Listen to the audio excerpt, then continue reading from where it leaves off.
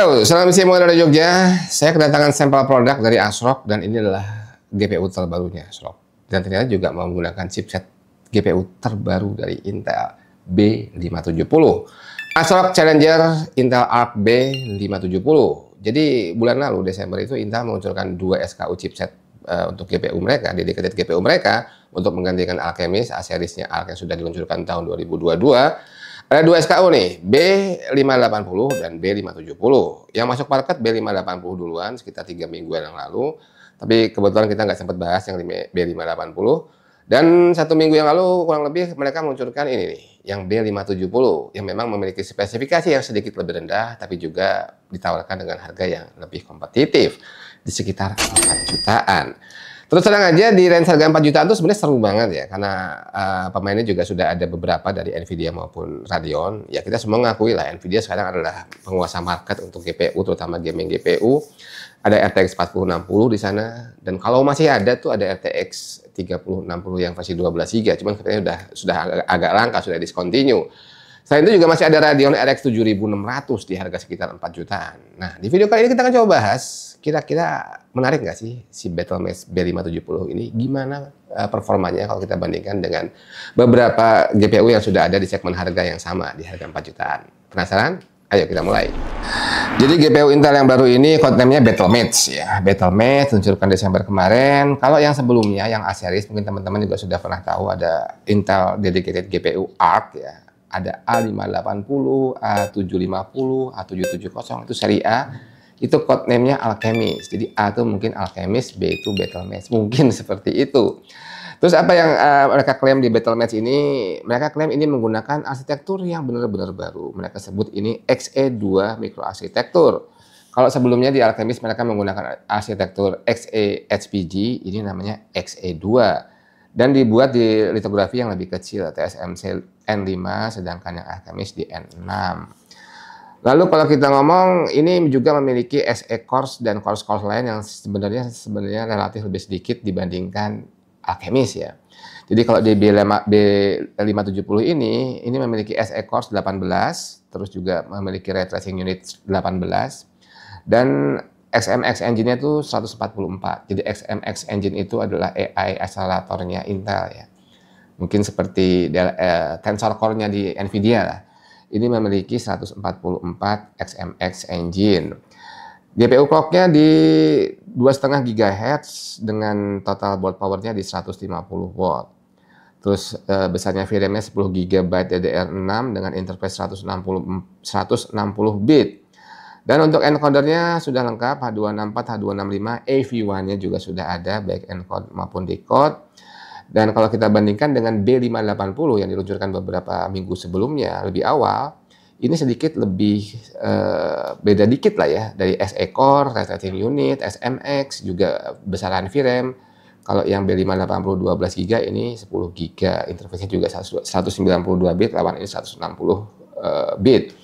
Tapi kalau kita bandingkan dengan yang Alchemist, sebenarnya ini jauh lebih sedikit secara jumlah core ya. Kita bandingkan dengan A580 aja, ini kalau kita lihat dari SE cores juga lebih sedikit, yang kita ngomong yang B570 ya. Terus juga ray tracing unit lebih sedikit, dan juga untuk AI engine-nya juga lebih sedikit dibandingkan Alchemist. Tapi yang unik, mereka mengklaim hampir di semua aspek Battlematch ini jauh lebih baik. Ini artinya apa?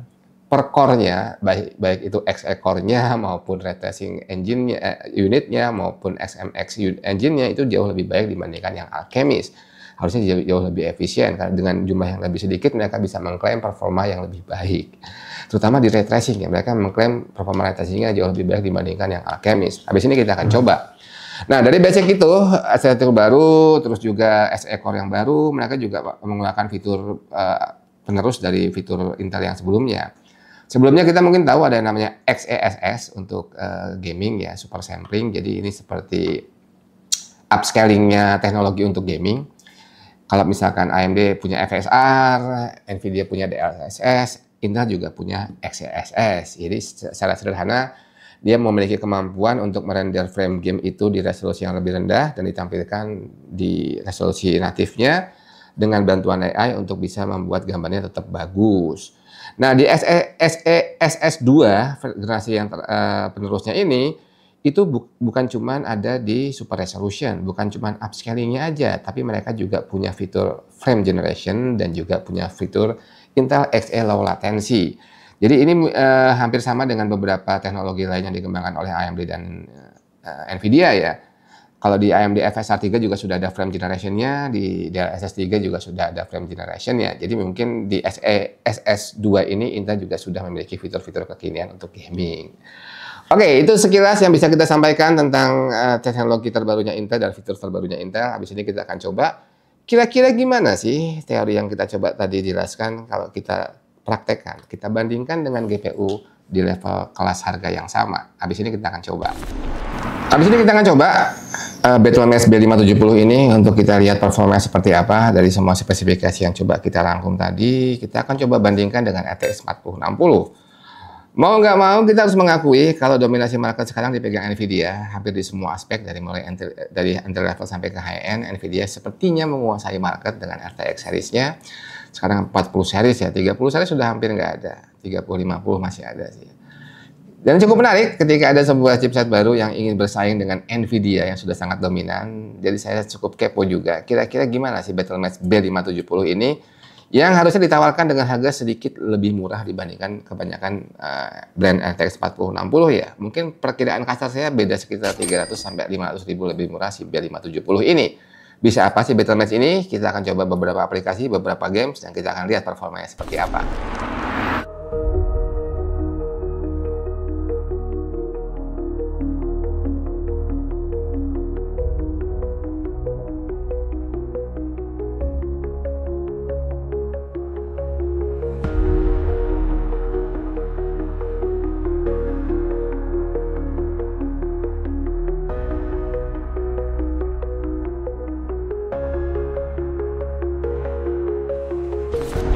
Oke, kita akan langsung benchmark habis ini. Jadi kita akan bandingkan dengan RTX 4060 yang sudah kita sepakati kalau sekarang ini sepertinya menjadi penguasa market untuk GPU di harga 4 jutaan. Dan secara umum yang ingin saya lihat adalah tentu performa dari Battle.Max ini sendiri untuk dibandingkan dengan RTX dengan perbedaan spesifikasi yang umum yang paling bisa kita lihat di VRAM-nya lebih besar sebesar 2 GB. Apakah ada artinya perbedaan besar VRAM 2 GB untuk beberapa skenario terutama gaming, untuk gaming-gaming modern sekarang?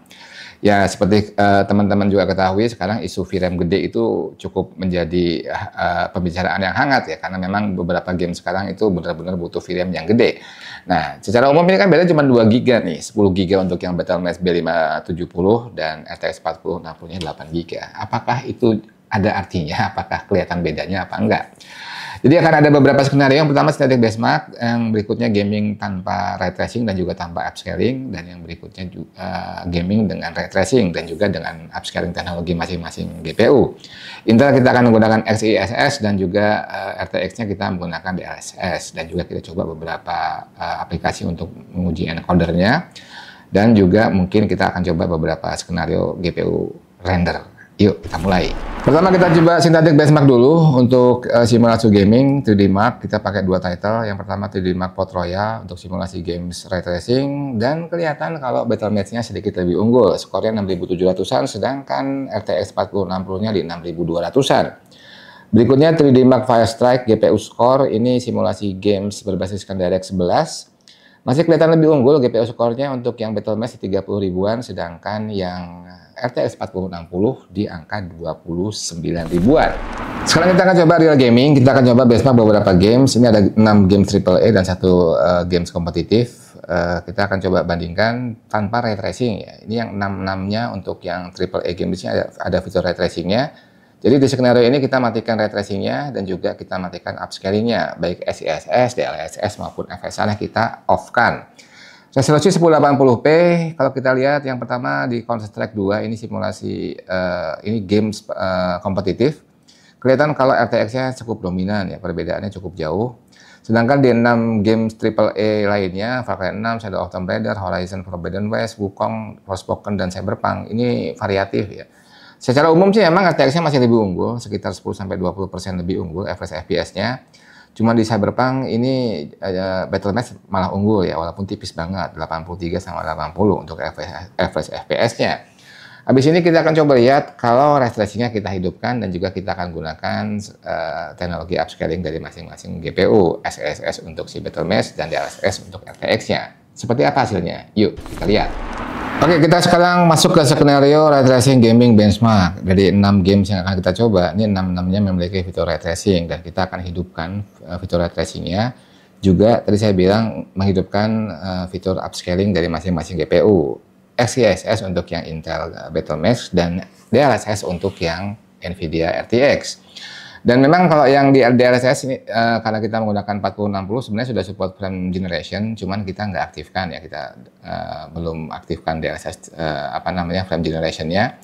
Karena walaupun Battle.Mesh ini sudah support frame generation, ada XeSS FG frame generation, cuman memang masih sangat sedikit game yang mengimplementasikannya karena baru di launching kemarin Desember kan. Baru ada beberapa games lah ya. F1 2024, Robocop kalau nggak salah, sama Next ini yang mau launching Maret nih, Ubisoft Assassin's Creed Shadow ya. Jadi untuk di tes kali ini kita tidak menghidupkan frame generation dari DLSS-nya.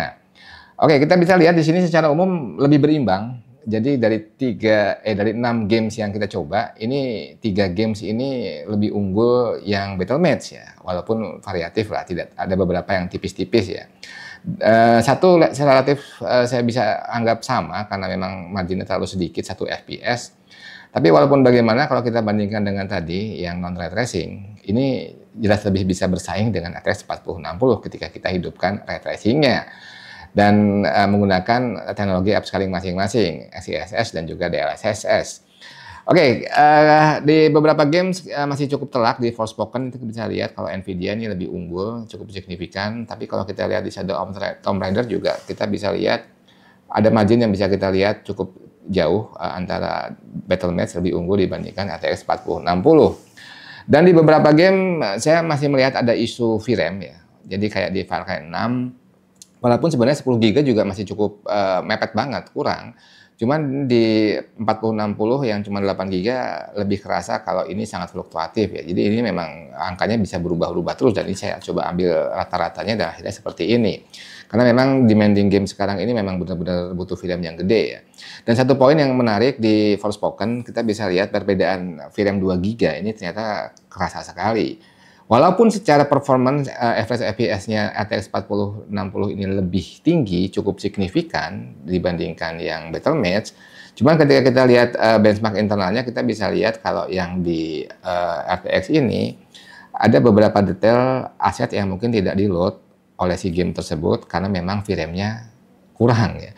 Jadi ini engine-nya cukup unik, cukup pintar. Jadi dia bisa mendeteksi VRAM dan dia ketika merasa VRAM-nya kurang untuk mengelola semua asetnya, dia akan mengulangi asetnya. Kita bisa lihat beberapa poin di sini, ada beberapa orang yang di Battle.Mesh bisa kelihatan, detailnya bisa lebih ada, beberapa aset juga bisa keload, sedangkan di RTX-nya nggak keload. Walaupun kalau kita lihat hasil benchmark-nya, yang RTX-nya bisa lebih unggul cukup signifikan dibanding yang Battle.Mesh ini. Oke, seperti itu kurang lebih. Habis ini kita akan coba beberapa aplikasi kreatif ya untuk GPU render dan juga untuk export video untuk mengecek gimana performa encoder dari Battle.Mesh ini. Pertama kita akan coba GPU render. Kita pakai Blender untuk merender scene BMW 27 dengan GPU dengan RTX 4060 kita menggunakan Optics dan untuk yang Battle.Mesh ASRock ini kita menggunakan One API.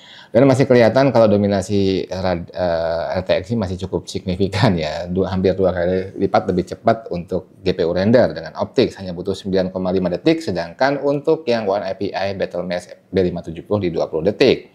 Berikutnya kita coba ekspor video menggunakan CapCut Desktop dan kita akan menggunakan encoder AV1 yang sudah ada di Battle.Mesh ini. Dan ternyata ini bisa lebih kencang dibandingkan encoder AV1 yang ada di RTX 4060. Waktu ekspornya bisa lebih kencang secara cukup konsisten. Demikian juga untuk yang H264 di CapCut Desktop. Sedangkan ketika kita mencoba encoder H264 untuk di Premiere Pro dengan video yang sama, ini bisa kelihatan kalau RTX 4060-nya bisa lebih cepat dibandingkan encodernya si Battle.Mesh di Premiere Pro. Habis ini kita ambil beberapa kesimpulan.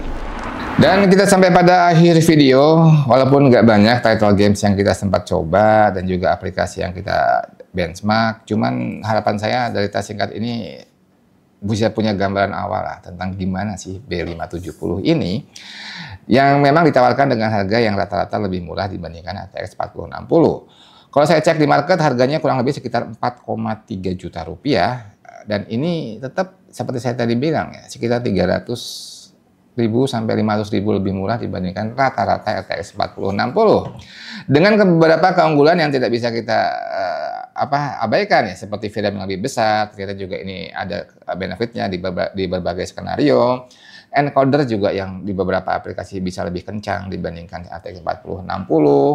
Performa ray tracing yang sudah jauh lebih meningkat dibandingkan Alchemist, dan juga fitur-fitur baru mereka, walaupun kita nggak sempat coba nih untuk SESS2-nya yang frame generation. Tapi harusnya ke depan Intel juga akan mengupdate juga driver-drivernya dan mencoba mendekati para developer games untuk bisa mengimplementasikan SESS2 mereka, terutama frame generation-nya. Walaupun untuk kenyataannya kompetitornya Intel ini dari Nvidia maupun AMD setelah ini diluncurkan akhir tahun kemarin, mereka juga sudah meluncurkan generasi yang lebih baru lagi untuk GPU mereka, RTX 50 series dan Radeon 9000 series, di mana mereka juga menawarkan fitur-fitur frame generation yang lebih baru lagi, yang multi frame generation. Tapi paling enggak untuk segmen harga yang disasar oleh Battle.Max ini masih cukup aman lah. Dalam artian di harga 4 jutaan, saya rasa masih agak lama untuk RTX 5060 harusnya nanti ya. Bisa menyentuh harga di level harga 4 jutaan. Dan ini walaupun bagaimana sekarang menjadi alternatif yang cukup menarik kalau kalian cari GPU di range harga 4 jutaan alias di bawah 4,5 juta. VRAM gede, encoder oke, ray tracing-nya juga lebih baik. Ya, gimana menurut kalian tentang Battle.Max B570 dari ASRock ini? Gitu aja review singkat kita tentang GPU baru dari Intel Battle.Max B570 dari ASRock Challenger, yang mau nggak mau harus kita akui ini menjadi sesuatu yang menarik karena menawarkan alternatif baru di range harga VGA card 4 jutaan. Gitu aja, semoga menginspirasi, semoga bermanfaat. Sampai jumpa di video berikutnya. Salam istimewa dari Jogja.